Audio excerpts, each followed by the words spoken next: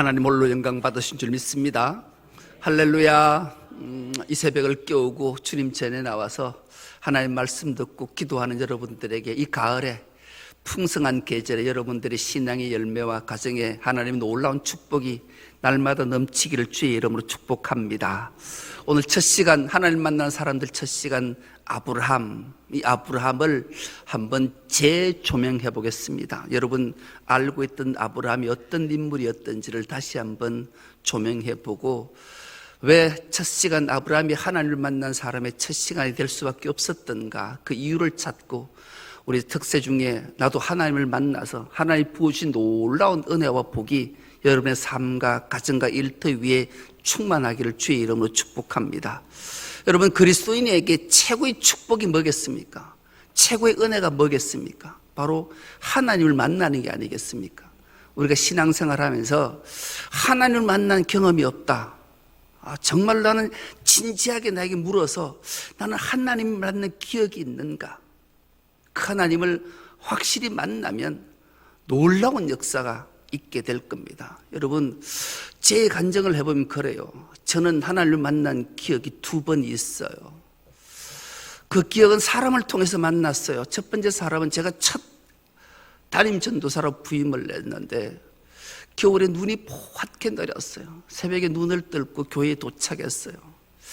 그때 화장실이 저기 멀리 있는 푸세식 화장실인데 그 화장실에 가는 길을 쓸고 있는 할아버지 한 분이 계셨어요. 누구가 길을 쓸까 하고 그 길을 따라갔는데 그분이 뒤를 싹 돌아보는데 주님이셨어요. 너무 충격받았어요. 그분은 그 당시 나이가 연세가 87 나시는 집사님이셨는데 그 새벽에 그 화장실을 가는 길을 쓰는 그분을 통해 하나님을 봤어요. 너무 충격이었어요. 그리고 제가 첫 담임 목사를 나가서 우리 교회에 한번 예배드리러 온 적이 있었어요. 작년에 그분이 아들, 딸을 데리고 우리 교회 예배에 깜짝 놀랐어요. 뒤에 앉아서. 근데 그분을 통해서 그분이 교회에 차량 봉사를 하셨던 분인데요. 그분을 통해서 2번째 하나님을 만나고 전 큰 충격에 빠져서 하나님은 음성을 통해 들려주시기도 하지만 사람을 통해 하나님이 나를 만나주시는구나 큰 깨달음과 은혜를 받았던 기억이 지금도 생생해요. 제가 신학교를 가기 위해 신학교를 입학을 했어요. 신학을 해서 이제 목사가 되어야 될 텐데 하나님을 만난 기억이 없이 어떻게 할까? 제가 정말로 기도원에 가서 눈물로 기도했어요. 몇 년간을 기도원을 다니면서 기도를 했는데 하나님 만난 적이 없어요. 못 만났어요. 안 만나주시는 거예요. 그래서 너무 답답했어요. 그래서 지금도 제 삶의 중간에 보면 상처가 깊은 상처가 있어요. 강대상 앞에서 무릎을 꿇었어요. 만나달라고 때를 썼어요. 하도 안 만나줘서 강대상 모서리를 계속 찍어서 온 얼굴에 피범벅이 됐는데도 하나님 만나주시듯 안난 하나님이 첫 담임 전도사로 첫 담임 목사로 부임했을 때 그렇게 갈구했던 하나님을 만나주셨던 기억은 나로 하여금 정말로 결단하게 하고 하나님 앞에 어떻게 서야 될지를 알게 하셨던 그 하나님, 오늘도 그 하나님을 만난 기억이 없다면 여러분의 인생 속에 꼭 하나님을 만나서 감격하며 신앙생활하는 은혜가 있기를 축복합니다. 오늘은 아브라함 참 위대한 인물이 이 인물을 재조명해 보려고요. 여러분 세계 인구가 80억이 넘었었어요. 그 80억 중에 기독인이 27억이에요. 캐톨릭, 정교회, 개신교 합쳐서 27억의 인구가 하나님을 믿고 하나님을 만나고 신앙생활을 해요. 그런데 그 중에 하나님을 만난 사람이 얼만큼 될까? 무려 7억 명 정도는 하나님을 만났대요. 그러면 20억 인구는 여전히 하나님을 만나지 않고 그냥 종교인으로 살아간다라는 거예요. 그래도 7억이면 놀라운 숫자예요. 여러분 중에 정말로 내 양심의 소리에 내 자신에게 물어서 나는 하나님을 만난 기억이 또렷해서 죽을 때까지 잊지 않고 그 하나님을 믿고 신앙한다. 우리 교회에 과연 몇 명이 될까? 여러분 스스로에게 자문해 봤으면 좋겠어요. 세계 종교는 참으로 많아요. 그런데 하나님은 우리가 경배하고 믿을 신은 딱 하나뿐이다, 이렇게 유일신 사상을 갖고 있는 종교가 얼마나 될까? 딱 세 종교는 유일신 사상을 갖고 있어요. 나머지 종교들은 수십만, 수백만 종교가 전 세계에 존재하잖아요. 토속신앙까지 다 하면 우리나라만 해도 30만 종교라 해요. 일본은 뭐 두말할 것도 없이. 그러니까 전 세계는 수십만, 수백만 종교를 갖고 있어 자기들만이 믿는 신들인데, 세계 종교는 유일신 사상을 갖고 있어요. 첫 번째 유일신 사상을 갖고 있는 종교가 이슬람이에요. 이슬람은 알라는 아랍말로 하나님, 우리나라 말로 하나님이 알라예요. 알라를 믿는 이슬람은 유일신 사상을 갖고, 알라가 유일한 신이다. 근데 이 알라를 믿는 이슬람의 역사를 살펴보면 그래요. 아브라함이 하나님 부름 앞에 응당했잖아요. 하나님은 약속의 씨를 주시기로 했는데 믿지 못하고 자기 안에 사라의 몸종이었던 하갈을 통해 자식 하나를 낳게 돼. 그 자식 이름이 이스마엘의 후손들, 그들이 이스마엘의 조상으로 섬기는 자들이 바로 아랍 사람들이에요. 그런데 그들은 유일신 사상을 갖고 있으면서 자기들은 이스마엘이 자기 조상이니까 그를 통해 탄생된 종교가 이슬람이. 그런데 놀랍게도 그 이슬람 종교, 이스마엘의 후손 아랍 자손들이 믿고 있는 알라, 그 하나님을 믿는 믿음의 조상은 아브라함이다, 이렇게 결정하고, 맞는 사실이긴 해요. 유대교는 약속대로 하나님이 이삭을 주셨어요. 유대인들의 조상은 이삭이. 근데 그 믿음이 출발된 것은 아브라함이잖아요. 근데 유일신 사상을 갖는 종교가 유대교예요. 여호와만 유일한 신이다. 그만을 경배해야 된다.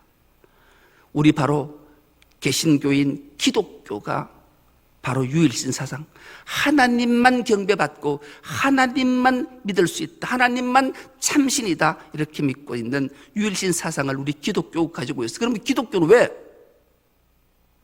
하나님을 유일신 사상이라고 믿는가? 바로 우리가 믿는 하나님을 최초로 믿음으로 고백했던 인물이 아브라함이기 때문에 그래요. 그래서 유일신 사상을 갖는 종교, 이슬람과 유대교와 기독교는 똑같이 아브라함을 믿음의 조상이라고 알고 섬기는 거죠. 그래서 우리가 아브라함이 왜 믿음의 조상이 됐는가는 정말로 중요하다, 아니할 수 없는 거예요. 아브라함 배경을 쭉 살펴보면 그래요.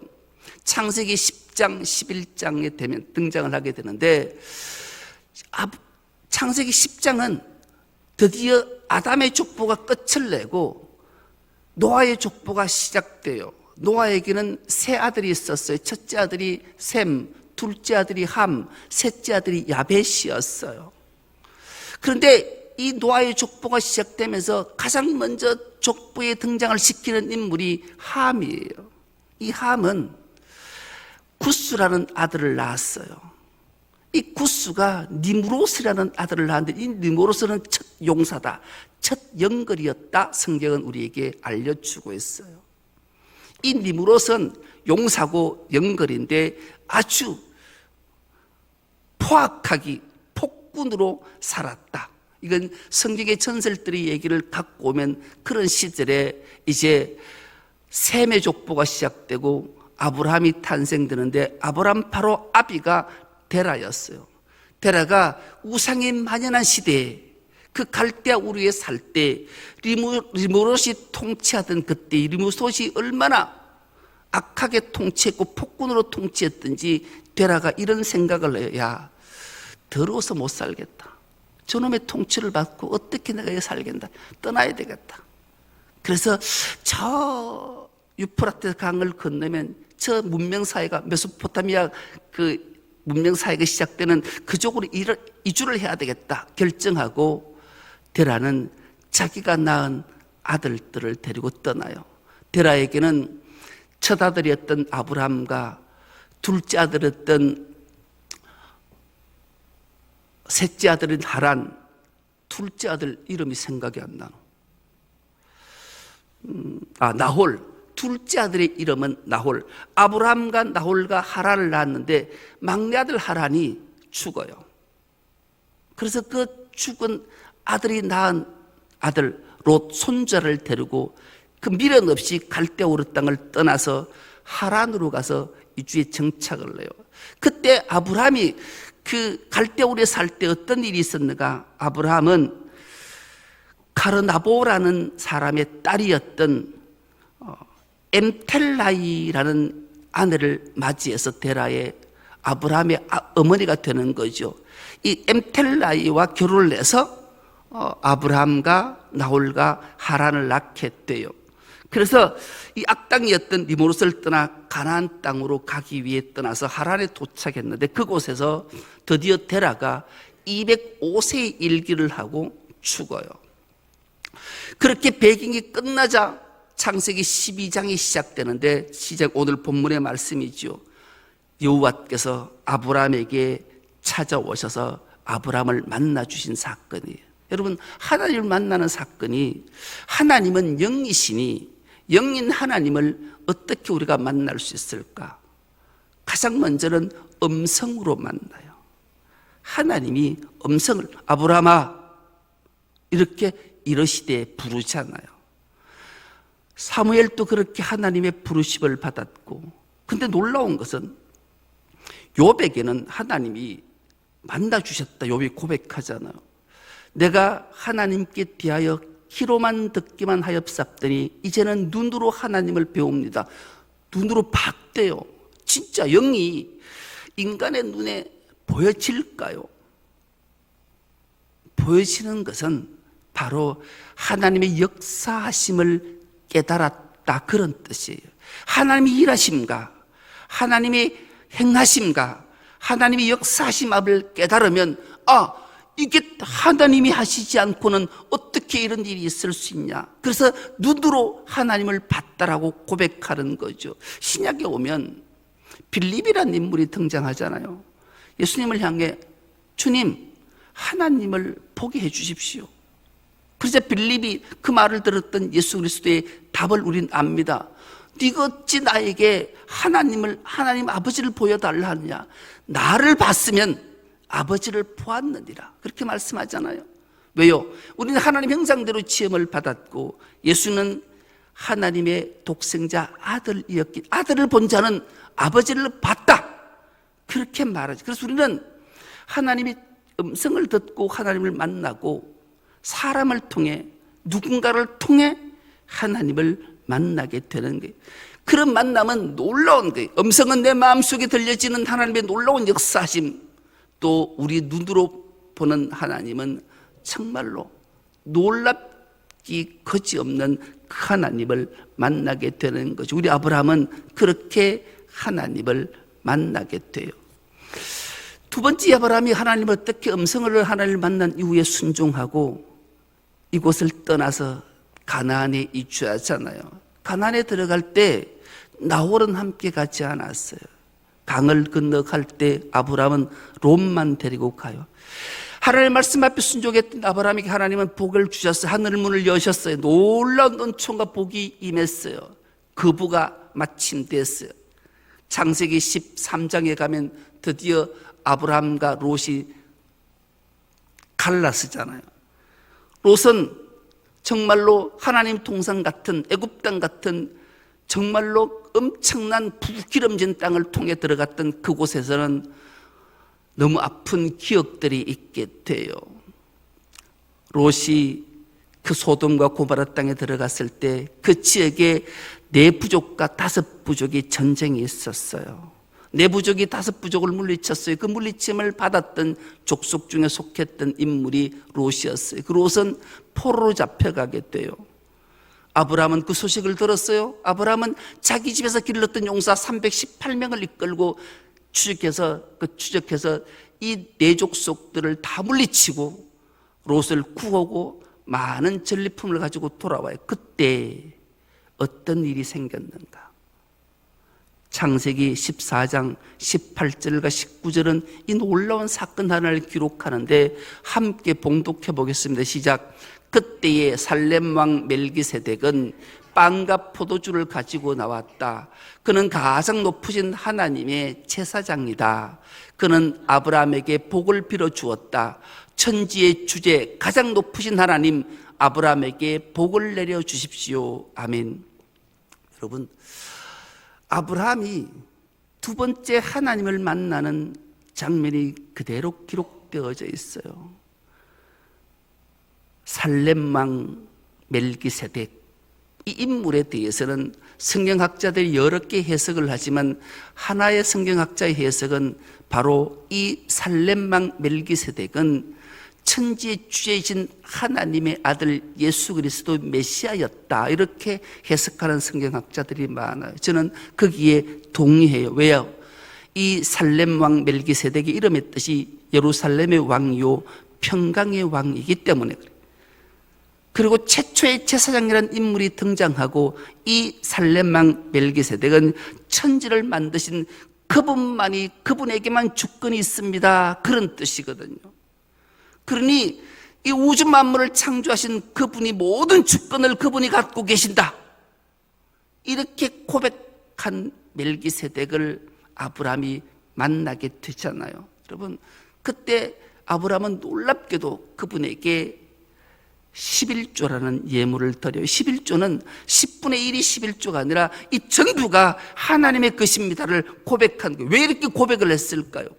아브라함이 갈대우를 땅을 떠났고 하란을 떠났고 가나안에 정착했고 모래상수리, 세겜 모래상수리 아래에 장막을 치고 인생을 시작했던 그가, 가나안 땅은 토속신앙, 온통 잡신들이 가득한 우상이 만연한 그 땅에서 최초로 천지의 주제이신 하나님을 믿는 믿음의 사람을 만났다라는 거예요. 믿음의 사람, 여기에 하나님을 믿는 사람이 있다니 얼마나 놀랐을까요?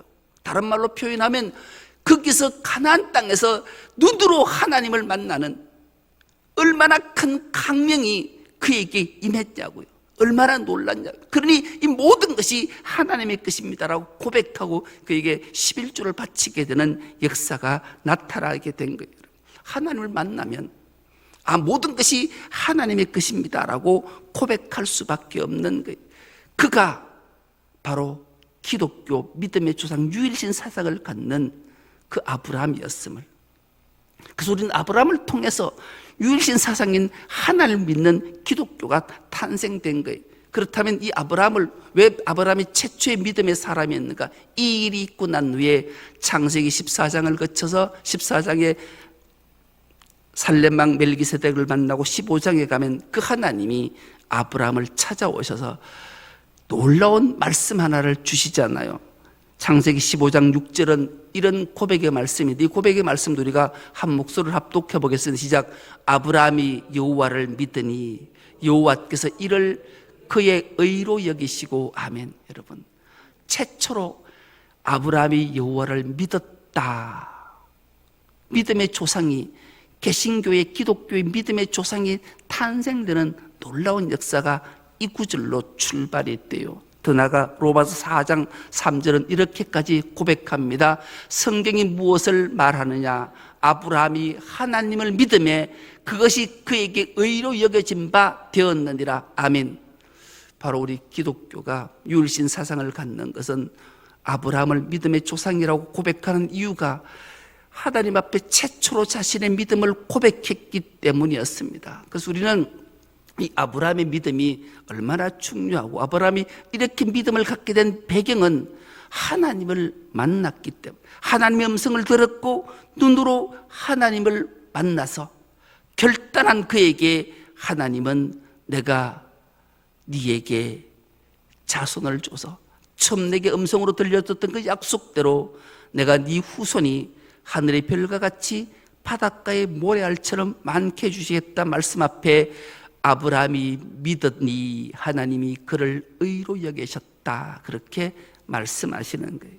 여러분, 그러면 지금 전 세계 80억 인구 중에 27억이 기독인이 있는데 이 27억 중에 정말로 하나님을 만나고 하나님을 믿는 사람들이 어떻게 되어서 이 전 세계의 가장 많은 사람들이 하나님을 믿는 유일신 사상을 갖게 되었는가? 재미있는 연구조사 하나가 있습니다. 미국 하버드 교수, 심리학 교수였던 올포트라는 분이 있어요. 이분이 종교 연구 논문을 한 발표를 했어요. 종교 성향에 대해서 신앙생활이 정신건강에 어떤 영향을 끼치는가, 이 연구 조사를 하게 되는데, 놀랍게도 이 정신건강에 신앙생활을, 하나님을 믿든 안 믿든 아무런 영향력이 없다라는 걸 발견해냈어요. 우리가 예수를 믿고 신앙생활을 하는 사람과 예수를 안 믿고 신앙생활을 하지 않는 다른 잡신들을 믿고 사는 신앙생활을 하는 사람과의 정신건강을 조사해 보니까 예수를 믿고 하나님을 믿는 믿음의 사람이라고 하고 믿지 않는 사람하고 하는 정신상태가 거의 비슷하더라는 거예요. 아니, 오히려 좀 못하다라는 거예요. 인생을 살아가다가 불안하고 두려움이 찾아왔는데, 죽음이라는 이런 앞에 섰을 때도 신앙생활 하는 사람하고 하지 않는 사람하고 뭐 별반 차이가 없어요. 불안해하고 오히려 더 불안해하고 두려워하더라는 거죠. 심지어 도덕, 책임, 양심, 이것도 차이가 없다라는 거예요. 오히려 윤리 문제는 하나님 믿는다는 사람들이 윤리 문제에 더 못하더라는 거예요. 아, 이게 뭐지? 그런데 주목할 만한 것을 발견했다라는 게, 어떤 신앙인들, 즉 하나님을 만난 사람들은 확연히 다르더라는 거예요. 하나님을 만난 기억이 없는 사람, 하나님을 만난 경험이 없는 사람, 이런 사람들은 오히려 예수 믿지 않고 신앙생활 하지 않는 사람보다 정신상태가 더 나쁘고 윤리적으로 도덕적으로 형편없는데, 극소수인 하나님을 만난 사람들은 신앙상태가 확연히 다르더라는 거예요. 그래서 주목해 봤다라는 거죠. 그들은 도덕, 윤리, 그리고 공감 능력, 가난한 사람들, 아파하는 사람들한테 대하는 상태, 이런 것들이 탁월했다라는 거예요. 이 극소수의 탁월함 때문에 세상에 많은 사람들이 종교인들을 다시 보기 시작했다. 특히 하나님을 믿는 사람들을 다시 주목하게 봤다라는 거예요. 그래서 많은 사람들이 요즘은 한국의 그런 일들을 보기 힘들겠지만 불과 40-50년 전만 해도 예수쟁이들은 달라. 예수쟁이들은 믿을 만해. 그런 경우들이 우리나라에도 있었어요. 지금은 그렇지 않아요. 왜요? 하나님을 만난 기억이 없기 때문에. 하나님을 체험하지 못한 사람들은 윤리, 도덕, 정신건강 상태, 이웃들과 공감 능력, 이런 것들이 바닥을 치고 있기 때문에. 그런데 이 하나님을 믿는 기독인들도 두 부류로 나누게 되더라는 거예요. 두 가지의 신앙 태도를 발견했다는, 첫 번째 외제적 신앙 태도, 외제적 신앙 태도와 내재적 신앙 태도로 바뀌더라는 거예요. 여러분, 외제적 신앙 태도는 어떤 신앙 태도를 외제적 신앙 태도로 하는가? 신앙생활하는 목적이 신앙생활을 왜 하냐를 알아봤더니만 자기가 무언가를 얻고자 하는 자기중심적 신앙생활을 하는 사람을 외제적 신앙 상태라고 그래요. 자기 행복을 추구하기 위해, 자기 욕구 만족을 위해, 내가 뭔가를 얻기 위해 내가 신앙생활을 하는 것은 하나님의 위로를 받고, 그리고 세상 살아갈 때 긍정적 마음을 가지고, 그리고 내 기분이 다운됐으면 좀 업되길 원하고, 그래서 예배를 드리면서, 설교를 들으면서 좀 감동 좀 받고, 그래서 모두가 신앙이 자기 중심으로 이루어져 있는 상태를 외제적 신앙 생활이라는 거예요. 즉 신앙생활이 자기 삶의 문제를 해결받기 위해서 신앙생활을 한다라는 거죠. 예컨대 예배 드릴 때 감동, 오늘은 예배 중에 설교가 얼마나 감동이었던지. 저는 사실 하나님 앞에, 여러분 앞에 고백하면, 어제 교인배가 총동원 전도주일에 설교를 준비하고 설교를 하면서 하나님 앞에 되게 죄송하고 부끄러웠어요. 유치한 설교를 내가 준비했거든요, 사실은. 왜냐하면 초청받아온 사람들에게는 그런 설교를 해야 되기 때문에. 근데 우리 아내는 그러더라고요. 여보, 괜찮았어. 근데 괜찮은 내용이 예하. 생긴 듣도 보도 못한 강원도 사람은 감자를 고추장에 찍어 먹는다. 이런 거. 이런 설교 시간에 이런 것들은, 이런 예하들은 사실은 하나님 앞에 부끄럽고 죄스럽고 유치한 설교예요. 그러나 처음 교회 온 사람들한테 그러기 위해 그런 설교를 하는 거예요. 원투쓰리, 간단한 거죠. 이런 교회 신앙생활을 하면서 자기의 예하가 좀 괜찮고 감동스럽고, 아이고, 은혜스럽다. 찬양을 좀 그러면 기가 막히다. 그리고 나는 오늘 그 찬양 속에서 위로받았어. 내가 기도 중에, 설교 중에 내가 정말로 풀리지 않던 고민 때문에 간절한 마음으로 예배 드렸는데 그 고민이 해결됐어. 문제가 해결됐어. 그러면 이 예배는 좋은 예배예요. 감동적인 예배예요. 오늘 기가 막힌 은혜를 받았다. 이런 게 없으면 그냥 의미 없는 예배예요. 외제적 신앙 상태를 가진 자, 한마디로 정리하면 신앙생활의 자기 중심, 자기 만족의 목적이 있는 게 외제적 신앙 상태. 이런 사람은 단언컨대 결코 하나님의 음성을 들어본 적도 없고 하나님을 만난 적도 없는 사람들이,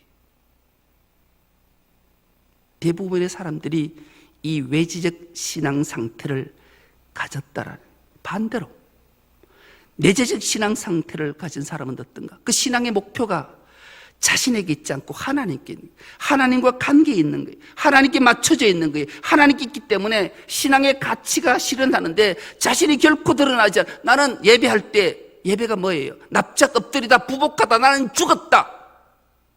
그러니 오직 모든 영광 하나님께만 초점이 맞춰 있으니 예배는 드리는 예배, 올려드리는 예배가 되니 실패의 예배가 없어요. 감동의 예배가 없어요. 은혜의 예배가 없어요. 그냥 하나님의 영광만을 드리는 예배. 그래서 자기 욕구 만족이 있지 않고 하나님께 영광이 되었는가? 오늘 드리는 예배가, 오늘 드리는 기도가, 오늘 드리는 찬송이 내게 감동, 내게 은혜, 내 만족 전혀 상관, 이게 하나님께 영광이 되었는가 안 되었는가? 여기에 초점이 맞춰져 있으니 그 예배는 실패의 예배, 은혜의 예배, 감동의 예배, 이런 것 결코 있을 수가 없는 거예요. 이런 자는 영안이 열려서 옳고 그름을 판단하게 되는 거예요. 아, 오늘 예배는 하나님께 올려드린 예배가 됐구나. 그러면서 이분은 이 논문을 이렇게 마지막 결론을 내렸어요. 외지적 신앙인들은 자기에게는 간대하고 남에게는 비판적이에요.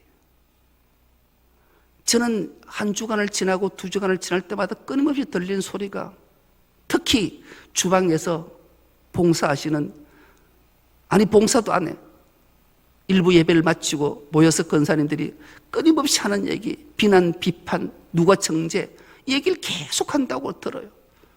그분들 제발 이 특세를 통해 하나님 만나는 은혜가 있게 축복합니다. 하나님을 만나면 외제적 신앙 상태가 아니라 내재적 신앙 상태로 바뀌는, 외제적 신앙 상태는 자기의 일은 간대한데 남의 타인에 대해서 비관하고 비판하고 정죄하는 일에는 끊임없이 입을 토해낸다라는 거예요. 내재적 신앙 상태는 자기에 대해는 아주 엄격하고 자기 자신은 비판하는데 타인에게, 남에게는 아주 간대하는 거예요. 이것이 외지적 신앙과 내지적 신앙의 확연한 차이라는 걸 발견하게 됐다. 왜요? 외지적 신앙 상태는 자기에게 세상의 소망을 두고 사는 사람들이지만 내재적 신앙관을 가진 사람은 하나님께 소망을 두는 사람. 외재적 신앙 상태는 세상의 관점에, 세상의 삶에, 자신의 삶에 초점이 맞춰 있지만 내재적 신앙 상태는 자기에게 초점이 맞춰져 있고 하나님께 초점이 맞춰져 있기 때문에 이것은 하나님을 만날 때만 가능한 거예요. 그래서 나는 왜 자꾸 나에게는 간대하고 내 실수는 그럴 수도 있지, 남에게는 엄격한 잣대를 들이대는 이유는 하나님의 음성을 듣고 하나님을 만난 기억이 없는 사람들이 행하는 형태라는 거예요. 그래서 이번 특세는 정말로 우리가 하나님을 만나야 돼. 만나면 결코 그렇지 않아요. 자기에게는 엄격해도 남에게는 간대할 수 있기. 왜요? 우리 하나님이 그러셨고 우리 예수 그리스도가 그러셨기 때문이에요. 아브라함은 하나님의 음성을 듣고 순종하자 하나님을 만났어요. 그래서 자기 중심이 아니라 하나님의 중심으로 옮겨갔던 거죠. 그래서 위대한 믿음의 조상이 되었던 거예요. 오늘 우리 특세에 시작하는 첫 시간, 무거운 주제로 출발하지만 이 놀라운 비밀이, 놀라운 은혜가, 놀라운 은총이, 놀라운 복이 우리에게 임하면 우리는 외지적 신앙 상태에서 내지적 신앙관으로 바뀌어지고, 하나님의 음성을 듣고 하나님을 만나면 우리 삶의 태도가 달라져서 나에게는 엄격하지만 상대에게는 끊임없이 간대한 삶으로. 그래서 세상 모든 사람이 저분은 충성로교회 장로고 다르구나, 권사님이 다르구나, 집사님이 다르구나, 우리 교인 자체도 역시 그렇구나, 나도 그런 하나님을 만나서 나도 이런 삶을 살겠다 결정하게 되는 겁니다. 우리 모두도 가을맞이 특별 새벽기도에 하나님을 만난 사람 첫 시간, 아브라함의 모습을 통해 다시 한번 우리 자신을 재조명해보고 우리 신앙관이 하나님을 만나는 큰 기쁨으로 감격의 삶을 살아서 하나님께 크신 영광을 올려드리는 우리 모두가 될 수 있기를 간절히 기도합니다. 오늘 말씀을 기억하면서 이 시간 다 함께 주여 삼창원 후에 통성으로 부르짖어 기도하겠습니다. 기도 제목을 다시 한번 보십시오. 우리가 하나님 앞에 예배할 때 진심과 열심으로 예배드린 자 되게 해달라고, 특별히 복음의 증거자로 살아가게 해달라고, 성령 역사심을 사모하는 자 되게 해달라고, 천하보다 귀한 생명 구원한 역사가 있게 해달라고, 주님의 은혜와 가정마다 충만하게, 특별히 어제 주일에 교인배가 총동원 전도 주일을 지키면서 많은 분들이 초청을 받아 주님의 인도함 받아 예배드렸습니다. 그분들이 하나님의 뜻에 따라 결실되는 역사가 있게 해달라고 정말 우리가 간절한 마음으로 기도하도록 하겠습니다. 다 함께 주의 삼창 후에 통성으로 부르짖어 기도합니다.